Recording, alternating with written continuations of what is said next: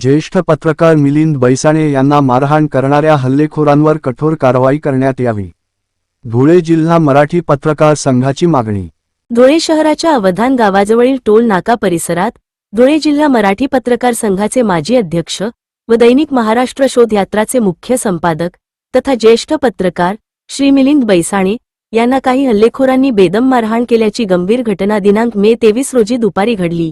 या घटनेनंतर मारहाण करणाऱ्यांवर कारवाई करण्याऐवजी पीडित ज्येष्ठ पत्रकार श्री बैसाणे यांच्यावरच खोटा गुन्हा दाखल झाल्याने सर्वच संताप व्यक्त केला जात आहे. महाराष्ट्रातील गुंडगिरीचा बीड पॅटर्न धुळ्यातही सुरू झाला आहे का, असा प्रश्न निर्माण होत आहे. जर एखादा पत्रकाराला मारहाण करून उलट त्याच्यावरच गुन्हा दाखल होत असतील तर निर्भयपणे काम करणे कसे शक्य होणार, असा प्रश्नही निर्माण झाला आहे.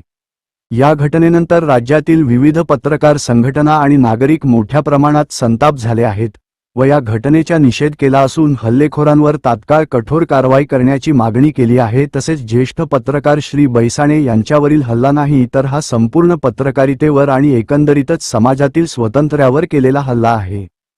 पत्रकार श्री बैसाणे यांचे वरील खोटा गुन्हा त्वरित मागे घेण्याची व हे प्रकरण स्थानिक गुन्हे शाखेकडे LCB कडे वर्ग करण्यात यावे आणि धुळे पोलीस प्रशासनाने या घटनेची गांभीर्याने दखल घेऊन तत्काळ निष्पक्ष चौकशी करून हल्ला करणाऱ्या हल्लेखोरांना त्वरित अटक करून त्यांच्यावर कडक कायदेशीर कारवाई करावी आणि ज्येष्ठ पत्रकार बैसाणे यांच्यावरील खोटा गुन्हा सत्वर रद्द करावा.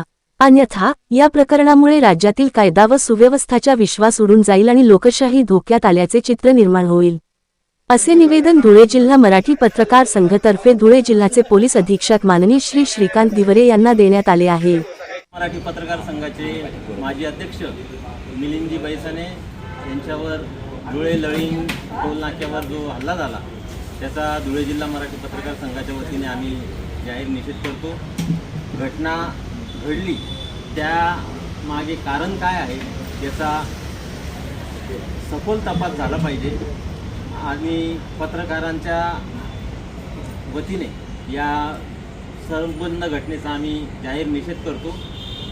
आज आम्ही आमच्या मागणीचे आणि घटना घडली त्याचा तपास निष्पक्षपाती व्हावा यासाठी पोलीस अधीक्षक दिवरे साहेब यांना निवेदन सादर केलेले आहे. तर त्यांनी आम्हाला निष्पक्षपातीपणे तपास करण्यात येईल असे आश्वासन दिले.